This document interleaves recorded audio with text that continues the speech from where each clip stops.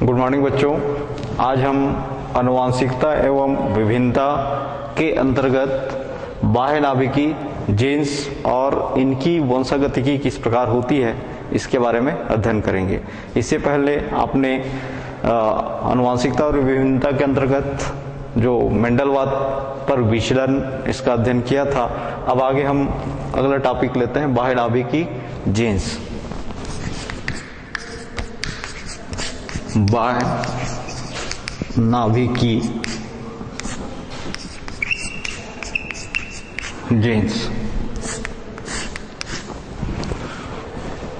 अधिकांश जीवों में जो जीन्स जो होते हैं वो केंद्र के अंदर जो गुणसूत्र पाए जाते हैं उस गुणसूत्रों पर स्थित मालक समान जो जीन्स होते हैं उन्हीं के द्वारा पैतृक कैरेक्टर्स जो होता है वो एक पीढ़ी से दूसरी पीढ़ी में हस्तांतरित होते हैं। लेकिन ऐसे जीन्स जो केंद्र के अंदर स्थित हैं, केंद्र के अंदर जो गुणसूत्र स्थित है उस गुणसूत्र में उपस्थित जो जीन्स हैं वो जीन्स पैतृक कैरेक्टर्स को एक पीढ़ी से दूसरी पीढ़ी में लेकर चल जाते हैं। ऐसे जीन्स को अंतः नाभिकी जीन्स कहा जाता है। अंतः नाभिकी जीन्स कहा जाता है। हैमरलिंग्स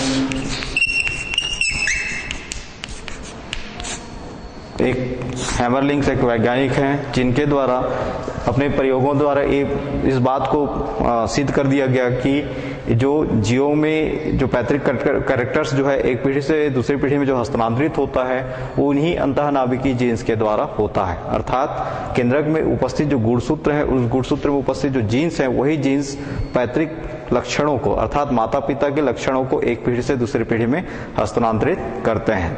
प्रोफेसर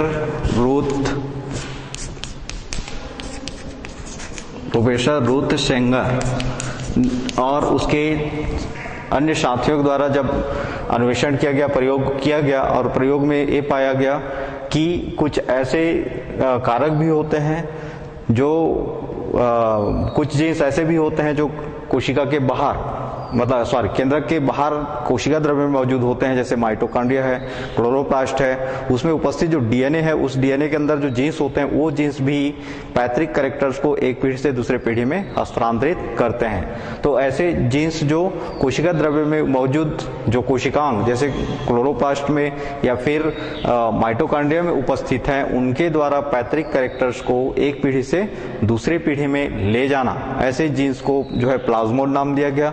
क्योंकि कोशिका द्रव्य में जो है एक से अधिक कोशिकांग होते हैं, उनमें डीएनए पाया जाता है। उन समस्त डीएनए के द्वारा पैतृक कैरेक्टर्स को कोशिका द्रव्य के माध्यम से एक पीढ़ी से दूसरी पीढ़ी में हस्तांतरित करना, वो कहलाता है, ऐसे जीन्स कहलाते हैं। एक साथ मिलकर प्लाज्मो जीन्स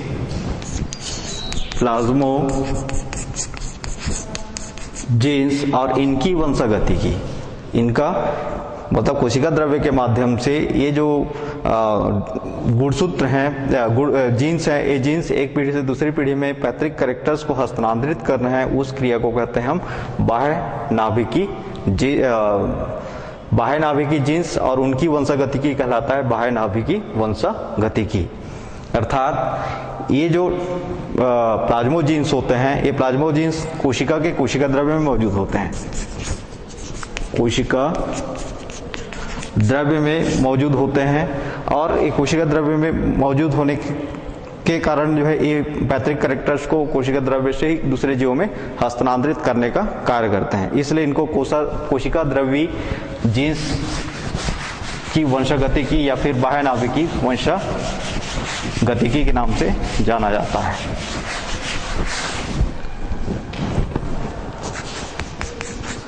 कोशिका द्रव्य वंशागतिकी कहा जाता है, जो कोशिका द्रव्य में उपस्थित जो कोशिकांग है, जैसे कोशिकांग जैसे माइटोकॉन्ड्रिया,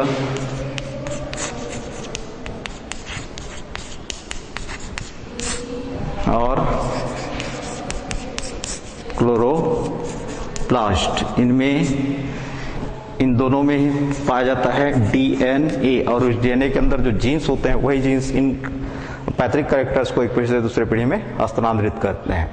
ये कुछ पौधों में और कुछ जंतुओं में जो है इस प्रकार की बाह्य नाभिकीय वंशागतिकी या फिर बाह्य गुणसूत्री वंशागतिकी होता है। जैसे हम उदाहरण ले सकते हैं, पौधों में बाह्य नाभिकीय या बाह्य गुणसूत्री वंशागतिकी,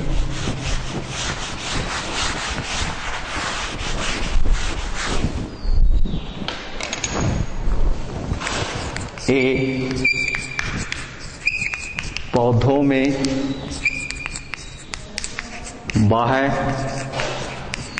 गुणसूत्री वंशागति। पौधों में जो बाह्य गुणसूत्री वंशागतिकी का सबसे अच्छा उदाहरण है मिराबिलिस जलापा, या इसी को कहते हैं 4 o'clock पौधे।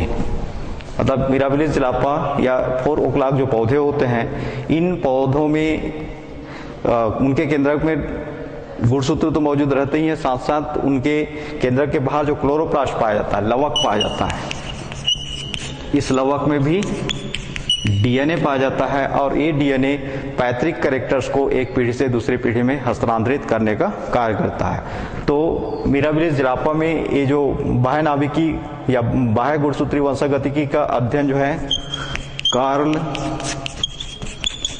कोरेंश नाम के वैज्ञानिक द्वारा किया गया।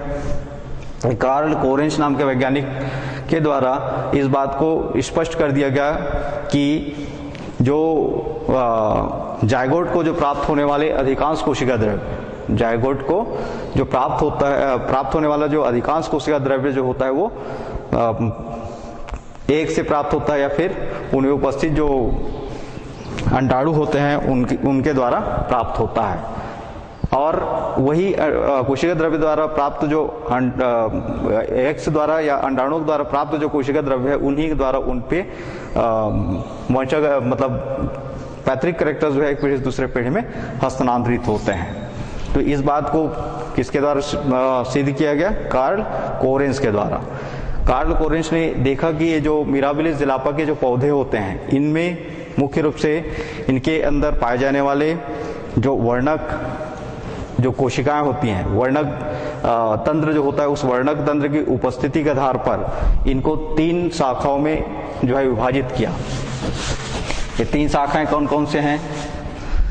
एक तो ऐसे पौधे जिनमें पूर्ण रूपेण हरी शाखाएं युक्त हरी शाखाएं पाया जाता है। फिर कुछ ऐसे पौधे होते हैं जिनमें पूर्ण रूपेण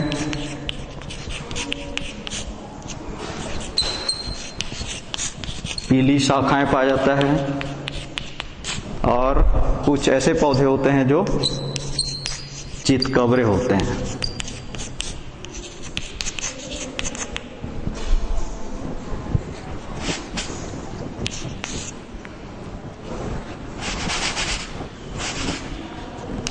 चितकबरे शाखाएं।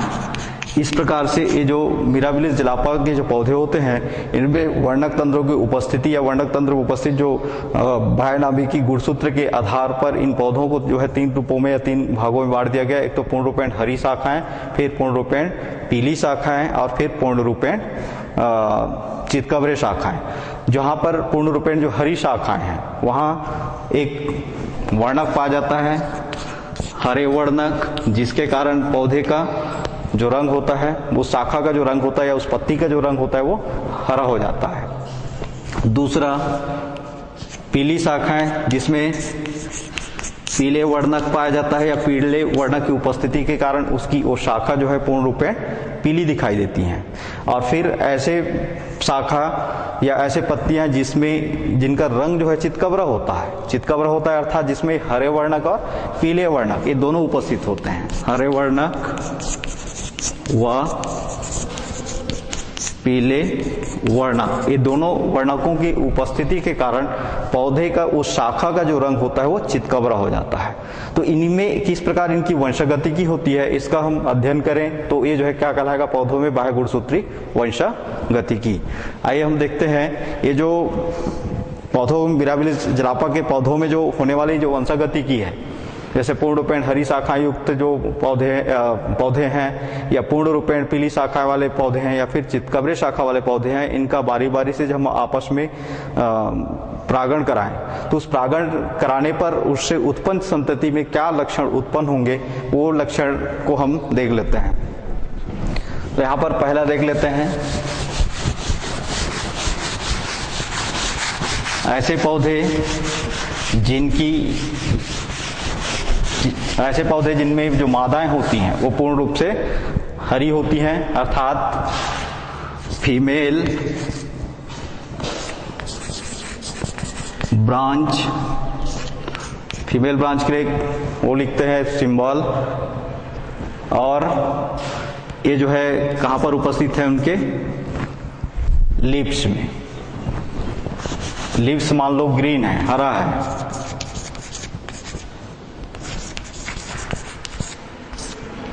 ऐसे पौधे जिनकी जो शाखा है, जिनकी मादा जो पौधे की जो शाखा है वो मादा की शाखा है और उसका रंग जो है हरे रंग का है, इसका क्रॉस यदि हम ऐसे मेल जिसके परागकण का जो रंग है, मेल ब्रांच या मेल की शाखा जिसमें परागकण का जो वो है रंग है वो या तो ग्रीन हो या फिर येलो हो या वेरीगेटेड, इनका आपस में क्रॉस कराया जाए।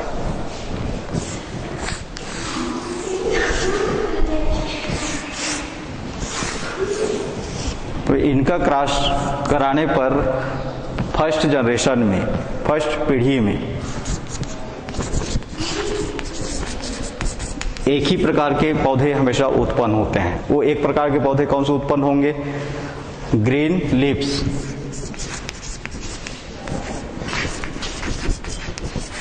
ग्रीन लीव्स ऐसे पौधे उत्पन्न होंगे जिनकी जो पत्ती होगी हमेशा हरी होगी। ग्रीन लीव्स ब्रांचेस मतलब जिनमें शाखाएं हैं, वो शाखाओं में जो उत्पन्न जो पत्तियां हैं वो पत्तियां हमेशा हरे रंग के होंगे। जो पौधों में बाह्य गुणसूत्री वंशगतिकी के अंतर्गत हम पहला उदाहरण लिए, ऐसे पौधे जिसके शाखा में उपस्थित पत्तियों का रंग हरा है, मादा पौधे उसका परागण मेल के साथ जिसके ब्रांच का जो कलर है, ब्रांच में उपस्थित जो पत्तियों का कलर या तो ग्रीन हो सकता है या फिर येलो हो सकता है, मतलब हरा हो सकता है या पीला हो सकता है या फिर चितकबरा हो सकता है। इनका क्रॉस कराने पर फर्स्ट जनरेशन में एक ही प्रकार के पौधे हमेशा उत्पन्न होते हैं। वो कौन से पौधे उत्पन्न होंगे, ऐसे पौधे जिनके ब्रांच में उपस्थित पत्तियों का रंग हरा होता है। ये पहला एग्जाम्पल हो गया। अब हम दूसरा ले लेते हैं।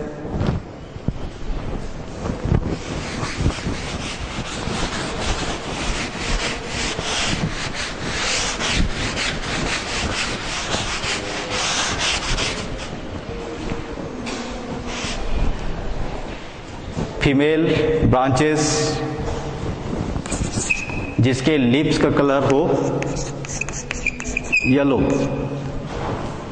ऐसे पौधे जिसमें मादा जो पुष्प है उस मादा पुष्प का जो वो है, जो ब्रांच है, उस ब्रांच में उपस्थित जो पत्तियां हैं उनका रंग यदि पीला है, इनका क्रॉस यदि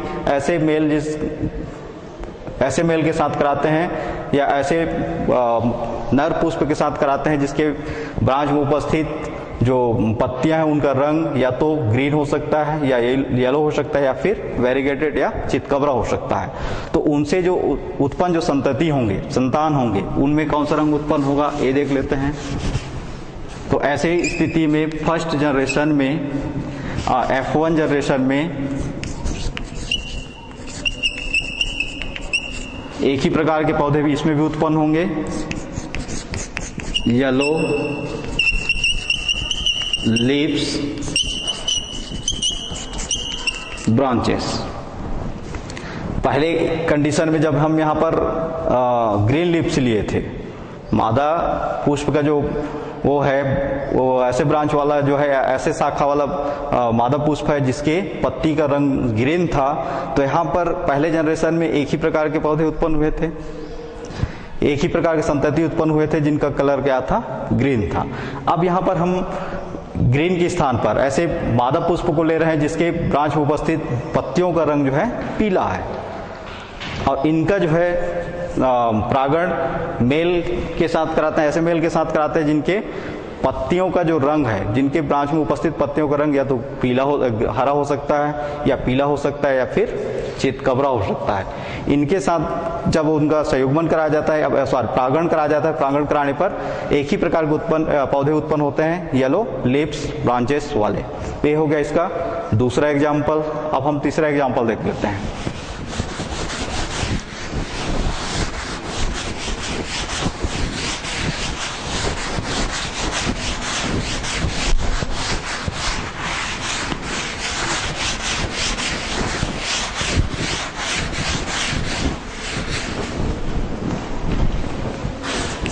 तीसरा, फीमेल, ऐसे फीमेल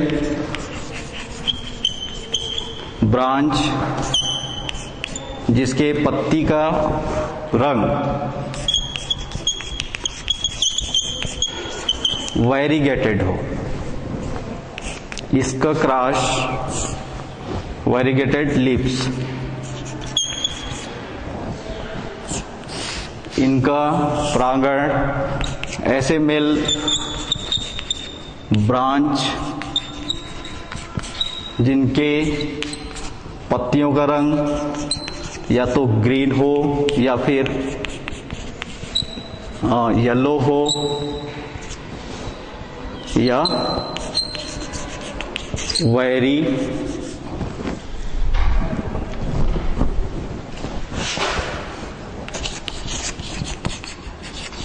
वैरीगेटेड लिप्स हो, इनके साथ कराया जाए। तो इसमें फर्स्ट जनरेशन में या F1 जनरेशन में एक ही प्रकार के पौधे उत्पन्न होंगे या संतति उत्पन्न होंगे जिनके पत्तियों का रंग वैरीगेटेड होगा, वैरीगेटेड लिप्स। तो इस प्रकार से जो मिराबिलिस जलापा के पौधों में जो है 3 प्रकार के शाखाएं हैं। ये 3 प्रकार की शाखाएं क्या क्या हो गए? एक तो पूर्ण रूपेण हरी शाखा, हरी शाखाएं। दूसरा पूर्ण रूपेण पीली शाखाएं, और तीसरा चितकबरे या वैरीगेटेड शाखाएं। इनका हम 3 प्रकार से परागण कर सकते हैं। तीनों प्रकार के परागण में आपने देखा पहले की कंडीशन में जब हम ऐसे मादा पुष्प को लेते हैं जिसके ब्रांच में उपस्थित पत्तियों का रंग जो है यदि हरा है तो पहले जनरेशन में हरे रंग के ही पौधे उत्पन्न होंगे। यदि मादा पुष्प के ब्रांच में उपस्थित जो पत्तियां हैं वो यदि पीला है तो पहले जनरेशन में पीले रंग के पत्ती युक्त ही पौधे उत्पन्न होंगे या संतति उत्पन्न होंगे। और यदि हम चितकबरा को ले रहे हैं, चितकबरे शाखा वाले, चितकबरे पत्ती वाले जो पौधों को यदि हम मादा पुष्प के रूप में लेते हैं और उनका मेल के साथ परागण कराते हैं तो हमेशा वैरीगेटेड या फिर चितकबरे लिप्स वाले पौधे ही उत्पन्न होते हैं, जो इस बात को प्रमाणित करते हैं कि इनमें जो गुणसूत्रीय हस्तांतरण हो रहा है या गुणसूत्रों का जो वंशागति हो रहा है ये केंद्रक द्वारा या अंतःनाभिकी जीन्स के द्वारा नहीं हो रहा है बल्कि बाह्य नाभिकी जीन्स या फिर बाह्य गुणसूत्री वंशागति की हो रही है। अब देखते हैं हम, ये पहला उदाहरण हुआ पौधों में। अब इसी को हम जंतुओं के साथ देख लेते हैं। जंतुओं में भी इस प्रकार का इस प्रकार की जो बाह्य नाभिकी गुणसूत्री वंशागति की होती है। तो ये उदाहरण हो गया पौधों का। अब देख लेते हैं हम दूसरा जंतुओं में।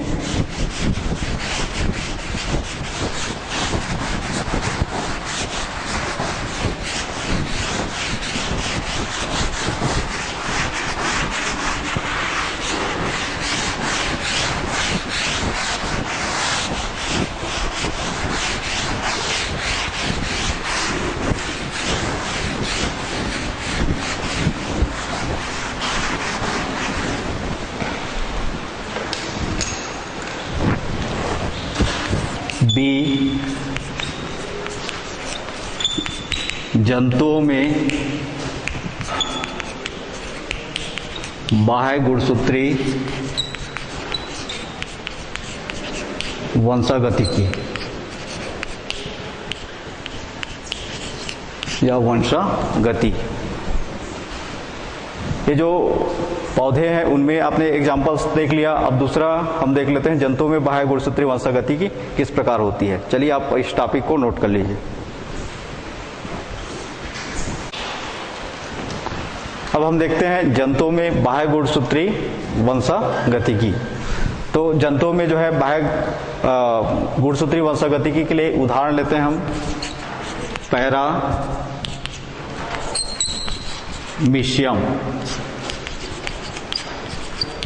ऑरेलिया।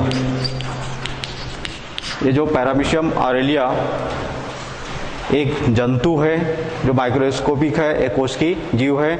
इसमें जो पैथ्रिक कैरेक्टर्स जो होता है ये इसके साइटोप्लाज्म में अर्थात इसके जीव द्रव्य में उपस्थित जो आनुवांशिक एकक होते हैं, एकांतरित आनुवांशिक एकक या कारक, उन कारकों के द्वारा पैथ्रिक कैरेक्टर्स जो होता है वो एक पीढ़ी से दूसरी पीढ़ी में हस्तांतरित होता है।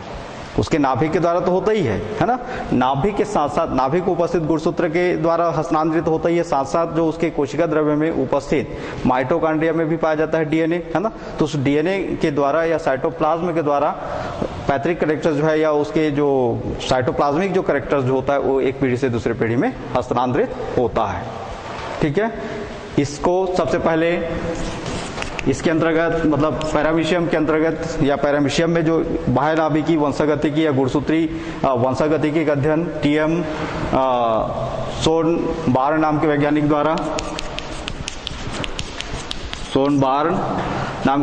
द्वारा सन 1943 में किया गया। टीएम सोनबार्न नाम के वैज्ञानिक द्वारा ये देखा गया कि जो पैरामीशियम होता है इस पैरामीशियम में दो प्रकार के कारक विद्यमान होते हैं। ठीक है। पैरामीशियम में कितने प्रकार के कारक विद्यमान होते हैं? दो प्रकार के। पहला किलर प्रभेद और दूसरा संवेदी प्रभेद।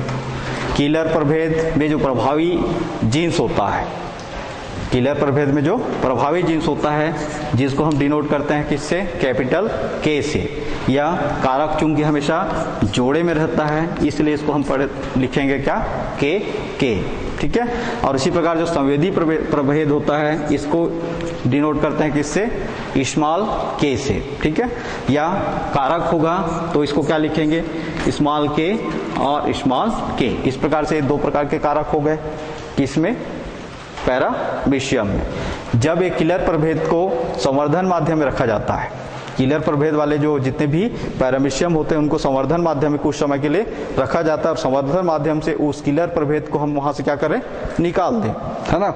और निकाल दें और उसके बाद उस संवेदी प्रभेद को उस माध्यम में रख दें तो ये जो संवेदी प्रभेद वाले जितने भी पैरामीशियम होते हैं पूरा तुरंत नष्ट हो जाते हैं, तुरंत मर जाते हैं। क्यों मर जाते हैं? क्योंकि किलर प्रभेद के द्वारा पैरामीशियम में जो है एक विशिष्ट रसायन का, है ना, एक विषैले रसायन का क्या किया जाता है? सिक्रीशन किया जाता है। या ये किलर प्रभेद जो होते हैं पैरामीशियम के वो एक विशेष विषैले जो है रसायन का उत्पादन करते हैं। ठीक है। वो विषैला जो रसायन होता है वो सामान्य जो पैरामीशियम होंगे या संवेदी जो पैरामीशियम होंगे, है ना, उसको क्या करते हैं? तुरंत नष्ट कर देते हैं। तो इनके द्वारा जो विषैला रसायन का सिक्रेशन किया जा रहा है वो क्या है? पैरामेसिन। कौन सा रसायन उत्पन्न किया जा रहा है? पैरामेसिन।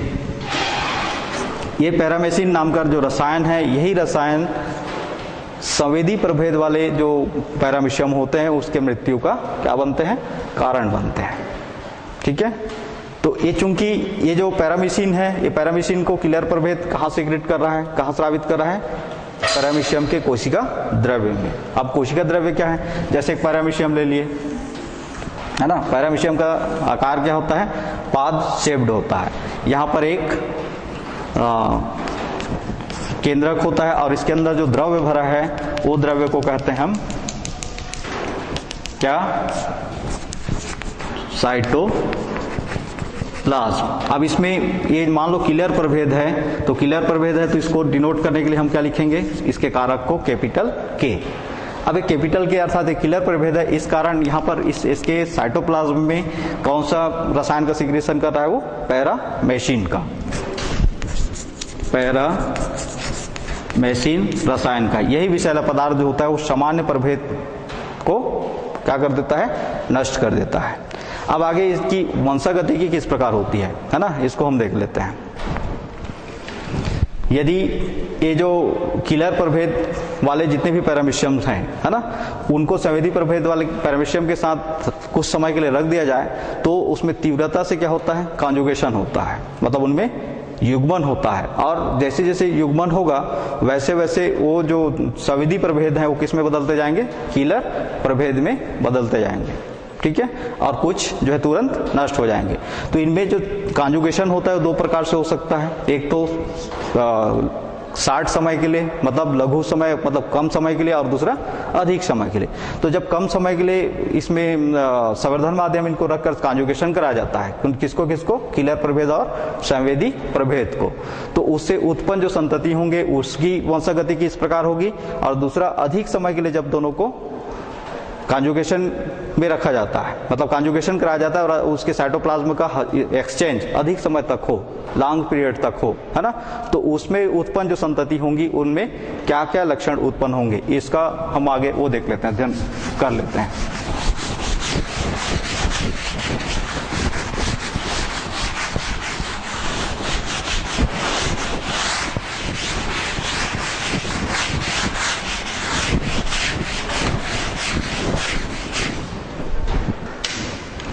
सबसे पहले पैरामीशियम के जो किलर प्रभेद का क्रॉस किसके साथ कराते हैं, संवेदी प्रभेद के साथ कराते हैं, ठीक है। किलर प्रभेद के लिए हमने कारक बताया क्या, कैपिटल के, क्योंकि कारक हमेशा किसमें रहते हैं, जोड़ों में रहता है, ठीक है। और संवेदी प्रभेद के लिए कारक हो जाएगा स्मॉल के और स्मॉल के, ठीक है। अब इसको हम चाहे तो पैरामीशियम का क्या बना दें, स्ट्रक्चर बना दें, उसकी संरचना बनाए और उसके अंदर इसको लिखें, या फिर ऐसे ही लिखें, दोनों में क्लियर हो जाएगा, चल जाएगा, ठीक है। अब ये जब इनसे युग्मक बनेगा, है ना, इसमें गैमेट्स बनेगा, कितने प्रकार के गैमेट्स बनेंगे, इसमें दो प्रकार के गैमेट्स बनेंगे, है ना, एक के और दूसरा के। इसी प्रकार इसमें भी दो प्रकार के क्या बनेंगे, गैमेट्स बनेंगे। तो इनसे जो है जब आपस में इनको क्रॉस कराया जाता है तो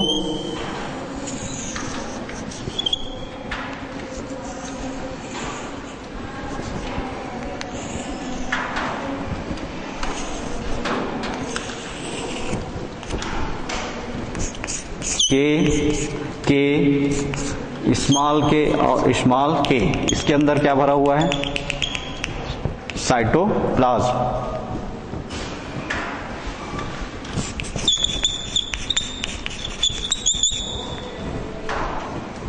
ये हो गया साइटोप्लाज्म। एक किस कारक को दर्शा रहा है, किलर प्रभेद को, और एक कारक किसको दर्शा रहा है, सेंसिटिव या संवेदी प्रभेद को, ठीक है। तो यहां पर जब कॉन्जुगेशन होगा दोनों के बीच, साइटोप्लाज्म विदाउट एक्सचेंज,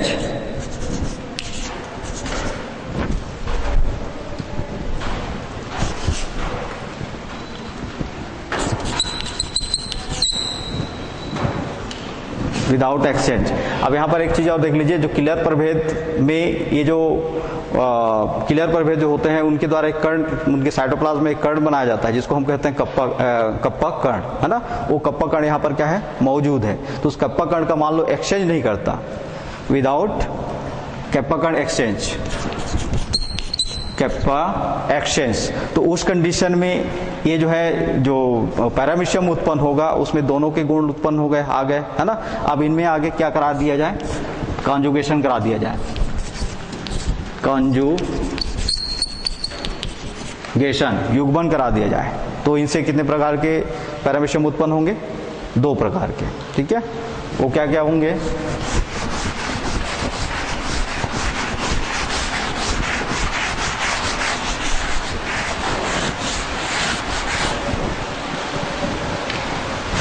एक ऐसा पैरामीशियम उत्पन्न होगा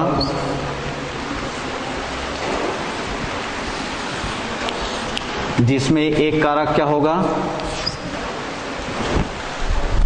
कैप्पा कण युक्त होगा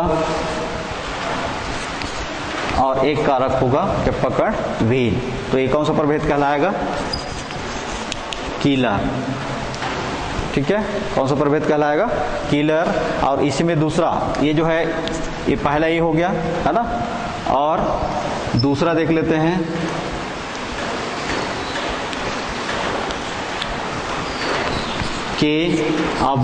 के। इस पैरामीशियम के चारों ओर क्या पाया जाता है? इस प्रकार से सिलिया।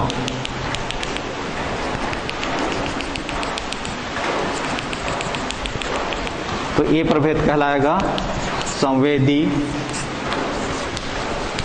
प्रभेद।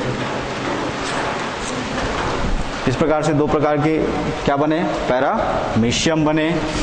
एक में कैप्पा कण मौजूद है, इसलिए वो कौन से प्रभेद के अंतर्गत आ गया? कीलर प्रभेद। और एक में कैप्पा कण मौजूद है लेकिन इसके साइटोप्लाज्म का, चूंकि इसके साइटोप्लाज्म का एक्सचेंज यहाँ पर नहीं हुआ है। ठीक है, और किस पीरियड में रखा गया इसको? कॉन्जुगेशन कितने समय के लिए किया गया है? बहुत शार्ट समय के लिए, बहुत कम समय के लिए, है ना, बहुत कम समय के लिए किया गया। तो इसके साइटोप्लाज्म का स्थानांतरण यहाँ पर नहीं हो पाया। तो एक जो है, एक संतति जो उत्पन्न हो रहा है वो कप्पा कण युक्त होगा और दूसरा जो है कप्पा कण विहीन होगा। एक संवेदी होगा और एक कीलर होगा जिसमें कप्पा कण मौजूद है। अब आगे फिर से इनमें कॉन्जुगेशन होने दिया जाए तो इनसे फिर से 2 प्रकार के, मतलब 2 प्रकार के क्या उत्पन्न होंगे? संतति उत्पन्न होंगे। ठीक है, एक तो ऐसे संतति उत्पन्न हुआ जिसमें दोनों कारक कैपिटल के होंगे, अर्थात क्या होगा? कीलर। और एक ऐसा संतति उत्पन्न होगा जिसमें दोनों कारक क्या होंगे? स्मॉल। तो ये क्या हो जाएगा? संवेदी।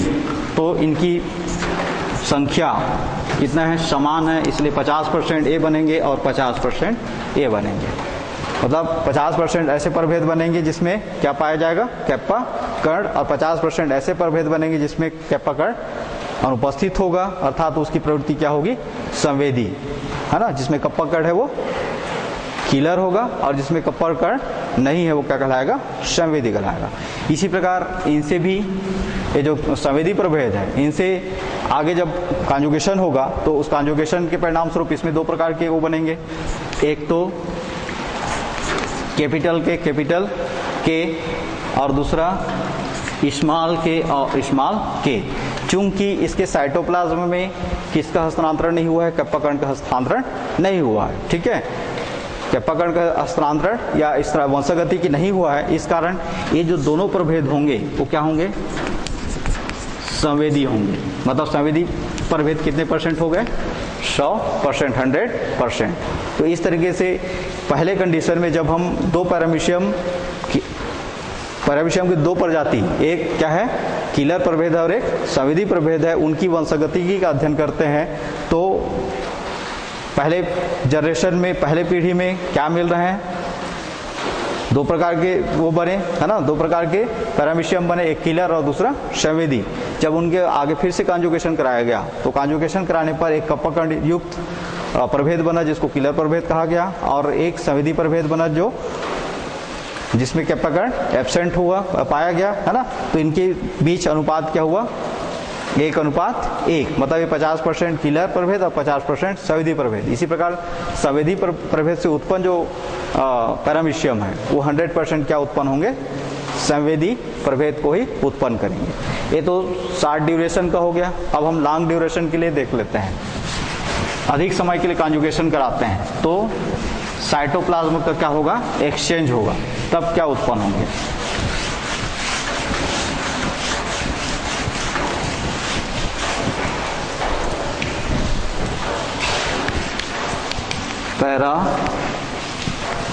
पैरामीशियम में कॉन्जुगेशन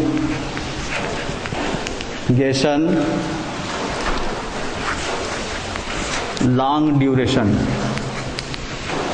लंबे समय के लिए जो है जब उनमें क्या कराते हैं हम कॉन्जुगेशन कराते हैं, तो उनसे उत्पन्न जो संतति होंगे उनमें क्या परिवर्तन होगा, ये देख लेते हैं। ठीक है, फिर से हम देख लेते हैं दो प्रभेद, एक तो किलर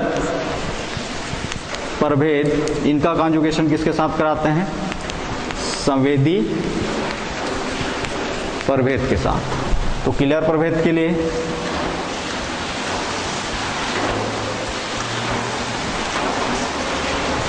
के और के, इसी प्रकार संवेदी प्रभेद के लिए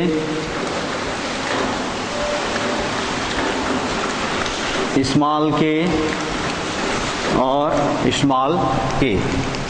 इसके अंदर क्या भरा हुआ है, साइटोप्लाज्म। ठीक है, इसमें भी क्या है, साइटोप्लाज्म। इनका दोनों का जब संयोगन कराएंगे या क्रॉस कराएंगे, तो क्रॉस कराने पर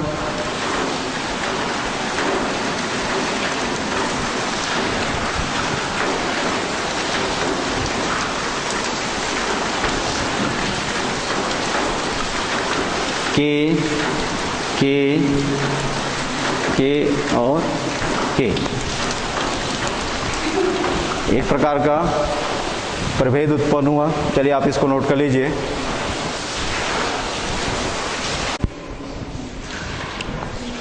सॉरी बच्चों, लाइट बंद हो गया था, इस वजह से हमारा जो कार्यक्रम जो है कुछ समय के लिए रुका हुआ था। अब हम आगे देखते हैं, जो पैरामीशियम में जो है यदि विशिष्ट परिस्थितियों में हम उसको लंबे समय तक उनमें संयुग्मन होने देते हैं, है ना, लंबे समय तक लॉन्ग ड्यूरेशन में उसको कंजुगेशन होने देते हैं या संयुग्मन होने देते हैं, तो उससे जो क्लोन तैयार होंगे, उससे जो संतति उत्पन्न होगा, उसमें क्या परिवर्तन होगा। ठीक है, तो ये जो किलर प्रभेद जिसमें क्या पाया जाता है, जिसके साइटोप्लाज्म में कैप्पा कण या कैप्पा पार्टिकल्स होता है, इसका क्रॉस जो हम किसके साथ करा रहे हैं, ऐसे प्रभेद जो क्या है, संवेदी है, जिसमें कप्पा कण का अभाव है।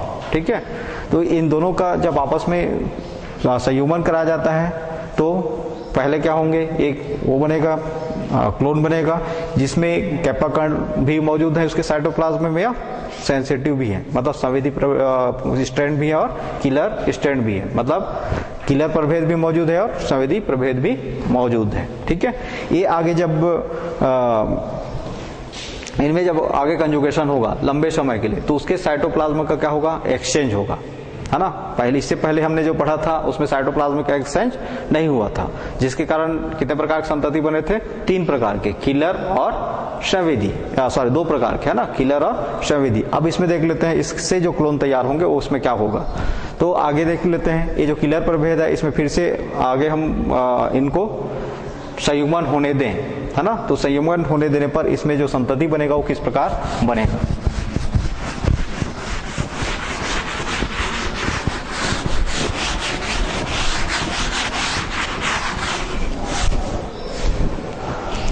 ये जो है आगे चलकर 2 प्रकार के प्रभेद बनाएगा,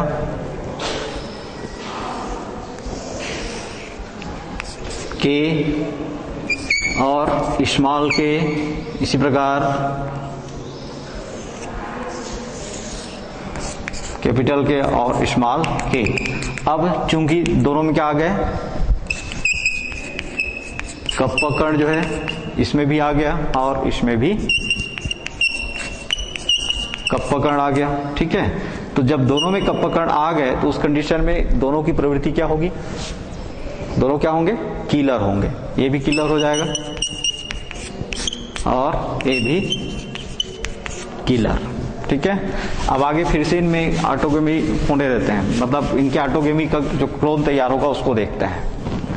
अगले जनरेशन में इससे 2 बनेंगे और इससे 2 प्रकार के क्लोन तैयार होंगे।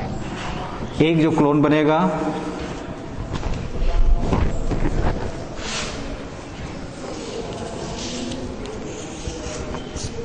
जिसमें कैप्पा कण मौजूद होगा, तो इसकी प्रवृत्ति क्या हो जाएगी, कीलर, ठीक है। और दूसरा जो क्लोन बनेगा, इस दूसरे क्लोन में स्मॉल के और स्मॉल के, अर्थात इसमें क्या नहीं है, कपकड़ नहीं है, तो इसकी प्रवृत्ति क्या होगी, संवेदी, ठीक है। इसका जब आगे फिर से का इसमें ऑटोगमी होने देते हैं, मतलब इसमें संयुग्मन या कंजुगेशन होने देते हैं, तो उस कंडीशन में एक क्या बनेंगे एक प्रकार के संतति या क्लोन बनेंगे, वो कीलर होंगे, एक प्रकार की जो संतति होगा वो संवेदी होगा। इसी प्रकार इसमें भी कैपिटल के और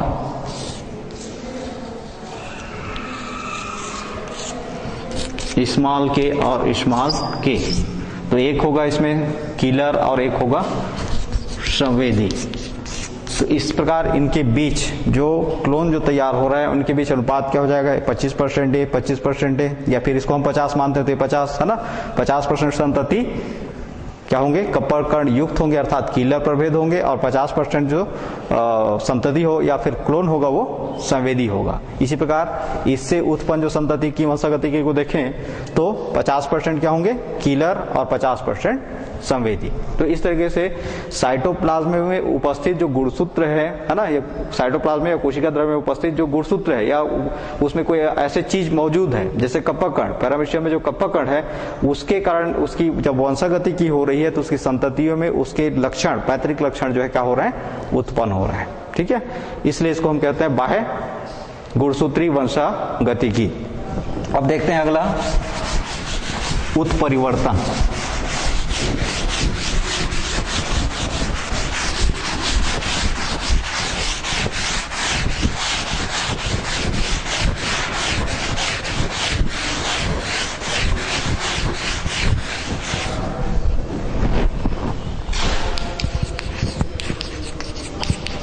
उत्परिवर्तन या इसी को कहते हैं म्यूटेशन। इसके बारे में पहले भी आपने पढ़ा है कि उत्परिवर्तन क्या होता है। हमें मालूम है कि प्रत्येक जो जीव होते हैं उनकी आनुवांशिकता है ना, मतलब आनुवांशिकता जो है किस पर आधारित है, जीन पर, और ये जीन कहाँ पर उपस्थित होते हैं, गुणसूत्रों पर, ठीक है। और गुणसूत्र किससे बना हुआ है, गुणसूत्र जो है किससे बना हुआ है, डीएनए और हिस्टोन प्रोटीन से मिलकर बना हुआ है, ठीक है। तो ये जो डीएनए में जो जीन्स होते हैं वो जीन्स पैतृक कैरेक्टर्स को या माता पिता के लक्षण को एक पीढ़ी से दूसरी पीढ़ी में ले जाने का कार्य करता है, ठीक है। अब ये इस जीन्स में या गुणसूत्र में अचानक कोई हम क्या कर दें, बदलाव कर दें, परिवर्तन कर दें, या जीन में जो है अचानक कोई आकस्मिक जो परिवर्तन हो जाता है। परिवर्तन क्यों हो रहा है, क्योंकि वातावरण में लगातार परिवर्तन हो रहा है ना।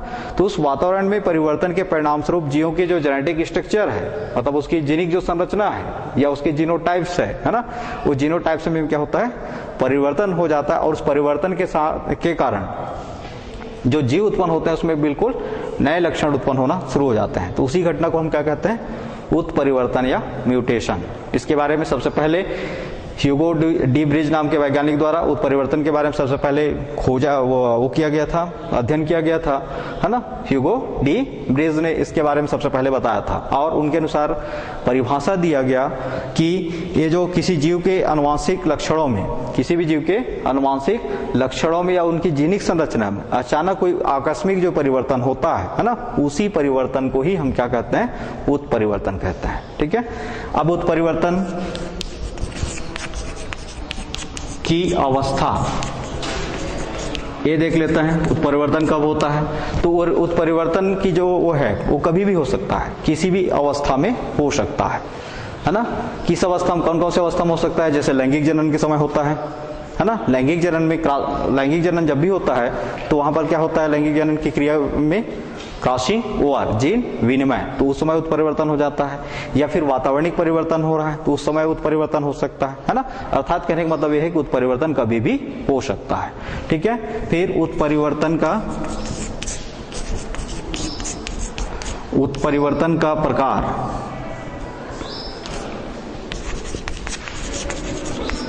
मुख्य रूप से उत्परिवर्तन जो है दो प्रकार के होते हैं। एक तो गुणसूत्री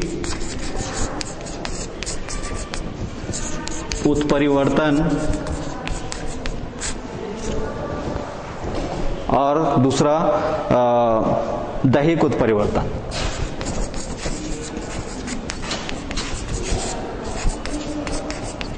जब किसी जीव के गुणसूत्र की संख्या में या गुणसूत्र की संरचना में, है ना, गुणसूत्र की संख्या में या फिर गुणसूत्र की संरचना में परिवर्तन हो जाता है तो उससे उत्पन्न उत्परिवर्तन को हम क्या कहेंगे?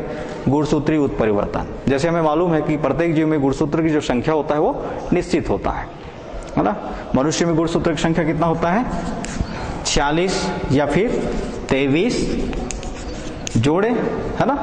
अभी 23 जोड़े के स्थान पर या 46 के स्थान पर 45 गुणसूत्र हो या 47 गुणसूत्र हो या 48 गुणसूत्र हो तो क्या हुआ? वो संख्या में परिवर्तन हो गया। ठीक है, तो संख्या में परिवर्तन के कारण क्या उत्पन्न हो सकता है? उत्परिवर्तन उत्पन्न हो सकता है। इसी प्रकार मान लो गुणसूत्र की संरचना, गुणसूत्र की भी एक निश्चित संरचना होती है ना। उस संरचना में कोई अचानक फेरबदल कर दिया जाए, उसकी जेनेटिक स्ट्रक्चर में जो है बदलाव कर दिया जाए, है ना, तो उस कारण भी क्या उत्पन्न हो सकता है? उत्परिवर्तन उत्पन्न हो सकता है। फिर दूसरा दैहिक उत्परिवर्तन। तो दैहिक मतलब दैहिक कोशिकाओं में, देह की कोशिकाओं में, है ना, अचानक वातावरणिक परिवर्तन के कारण कोई आकस्मिक परिवर्तन होता है। वातावरण में जो परिवर्तन हो रहा है उसके कारण किसी जीव के शरीर की कायिक कोशिकाओं में क्या होता है? अचानक परिवर्तन होता है, तो उसके कारण उत्पन्न उत्परिवर्तन को हम क्या कहेंगे? दैहिक उत्परिवर्तन। इसी प्रकार हम उत्परिवर्तन को उत्पत्ति के आधार पर भी दो प्रकार से, दो भागों में बांट सकते हैं। एक तो स्वप्रेरित उत्परिवर्तन और दूसरा स्व उत्परिवर्तन और दूसरा प्रेरित उत्परिवर्तन। स्व उत्परिवर्तन मतलब जो स्वतः हो रहा है ना, और प्रेरित का मतलब जो किसी घटना विशेष के कारण या वातावरणिक परिवर्तन के कारण प्रेरित होकर वो उत्परिवर्तित हो रहा है। ठीक है, इस प्रकार से ये जो उत्परिवर्तन के प्रकार हो गए। अब जैसे गुणसूत्रीय उत्परिवर्तन में जो है मुख्य रूप से दो प्रकार का उत्परिवर्तन होता है, एक तो सुगुणिता और दूसरा असुगुणिता।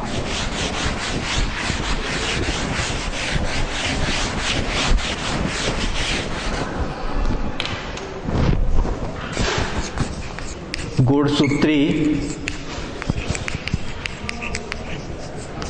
उत्परिवर्तन, है ना, ये पुनः दो प्रकार के होते हैं, सुगुणिता और दूसरा असुगुणिता। यहां पर सुगुणिता का मतलब होता है जो क्रोमोसोम्स होते हैं हमेशा सेट में पाए जाते हैं, है ना। किस में पाए जाते हैं? सेट में। उस सेट में से किसी एक निश्चित सेट में, मतलब गुणसूत्र का जो सेट है उस सेट में से किसी एक निश्चित सेट में यदि संख्या में परिवर्तन कर दिया जाए, है ना, तो उस परिवर्तन के कारण उत्पन्न उत्परिवर्तन को हम क्या कहेंगे? गुणसूत्रीय उत्परिवर्तन। और किस प्रकार का? सुगुणिता, है ना। जैसे प्रत्येक जीवों में जो है गुणसूत्र सेट में होते हैं, जैसे 2n होता है या n होता है या फिर 3n होता है ना। अब 3n के स्थान पर एक की संख्या वहां पे बढ़ा दिया जाए तो क्या हो जाएगा? मान लो गुणसूत्र जो है 2n है, उसके स्थान पर एक गुणसूत्र को क्या किया जा रहा है? बढ़ा दिया जा रहा है, तो क्या हो जाएगा? 2n+1, है ना। 2 बढ़ा दिया जा रहा है तो क्या हो जाएगा? 2n+2n, मतलब इसको हम n लिख सकते हैं, है ना। 3 बढ़ा दिया जा रहा है तो क्या हो जाएगा? 2n+1, मतलब 2n+3n, 2n+3n। इस तरीके से संख्या क्या होता जाएगा? बढ़ता जाएगा, तो क्या कहलाएगा? सुगुणिता। और दूसरा असुगुणिता। असुगुणिता का मतलब ये होता है कि किसी जीव के शरीर के जो संपूर्ण जीनोम में, है ना, किसी जीव के शरीर में उपस्थित संपूर्ण जीनोम में, मतलब उसके पूरे गुणसूत्रों के सेट में यदि संख्या में परिवर्तन हो तो उससे उत्पन्न जो उत्परिवर्तन है उसको कहेंगे असुगुणिता। और एक निश्चित सेट में होगा तो कहलाएगा सुगुणिता। ठीक है, इस उत्परिवर्तन के कारण ही, मतलब गुणसूत्रीय उत्परिवर्तन के कारण ही बिल्कुल नए लक्षण उत्पन्न होते हैं। और हमें यह भी मालूम है कि उत्परिवर्तन के कारण किसी भी संतान में 100% कैरेक्टर उसके माता पिता से नहीं आता, बल्कि कितना परसेंट आता है? 50% आता है। मतलब हम में हमारे माता और पिता के कितने परसेंट लक्षण है? 50% है। और 50% कहां से आया? उत्परिवर्तन के कारण पैतृक अर्थात उनके पेरेंट्स से या वातावरणिक परिवर्तन से वो परिवर्तित हो गया लक्षण, है ना। और यदि यहाँ पे उत्परिवर्तन नहीं होता, जीवों में इस प्रकार उत्परिवर्तन नहीं होता, तो उस कंडीशन में क्या होता? 100% कैरेक्टर्स जो है उसके माता और पिता से ही आते हैं, मतलब बिल्कुल टू कॉपी हो जाता हो, मतलब उसमें कोई अंतर नहीं होता। ठीक है, तो ये उत्परिवर्तन होने के कारण जीवों का जो वो है, मतलब जीव के जो संतान होते हैं वो उनकी जेनेटिक स्ट्रक्चर में परिवर्तन होता है और नए लक्षण उत्पन्न होते हैं। तो बच्चों, आज आपने आनुवांशिकता विभिन्नता के अंतर्गत बाह्य नाभिकीय जीन्स और बाह्य नाभिकीय जीन्स की वंशागति पौधों में और जंतुओं में पढ़ा और उत्परिवर्तन के बारे में अध्ययन किया। धन्यवाद।